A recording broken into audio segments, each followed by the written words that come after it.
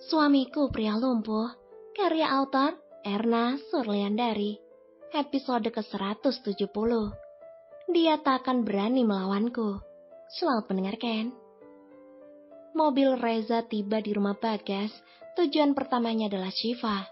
Dan kebetulan langsung ia lihat di sofa bednya. "Ifah," panggil Reza.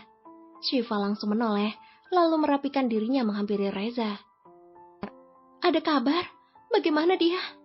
tanyanya penuh antusias. Tapi Reza hanya menggelengkan kepalanya, membuat Syifa kembali duduk dan lemas. Reza pun berlutut di depan Syifa dan menggenggam tangannya erat.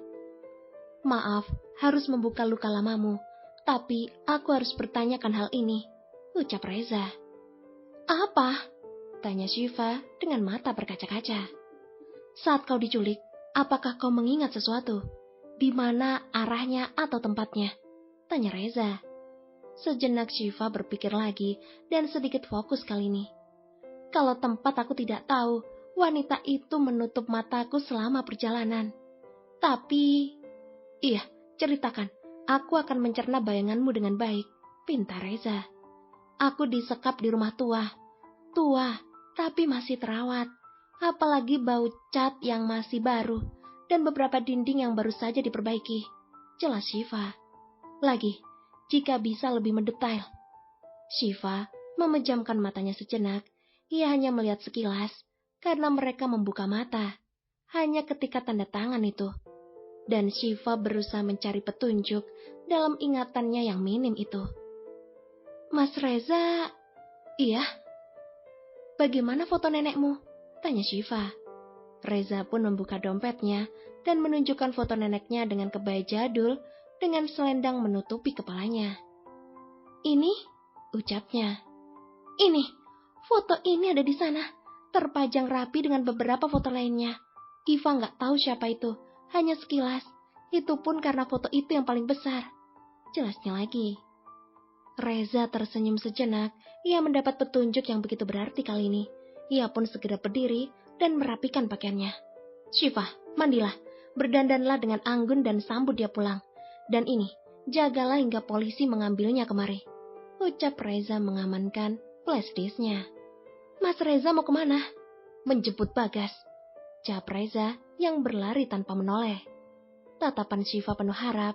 Ia pun berlari ke kamar, lalu membersihkan dirinya.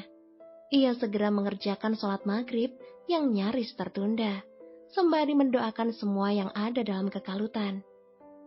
Reza, yang tak kenal lelah, memperjuangkan semua orang yang ada di dekatnya, terutama ketika melihat harapan Syifa yang begitu tinggi akan kembalinya Bagas. Ia berjalan dan terus berjalan hingga sampai di tempat tujuan, hingga ia menemukan rumah itu, rumah tua milik neneknya, yang menyimpan banyak memori milik sang papa. "Iya, benar, mobil mereka di sini," ucap Reza. Ia pun menghidupkan GPS yang ada di mobilnya, yang sempat ia sambungkan ke HP Bagas yang Syifa pegang.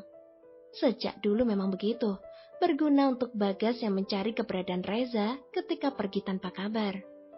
Ia pun perlahan masuk, lalu mengintip dari jendela agar tahu banyaknya orang yang ada di dalam. "Hanya bertiga. Kata Olin, dia punya banyak orang," pikirnya, hingga sebuah pukulan mendarat di tengkuk lehernya dan jatuh. "Ah!" bekiknya lemah.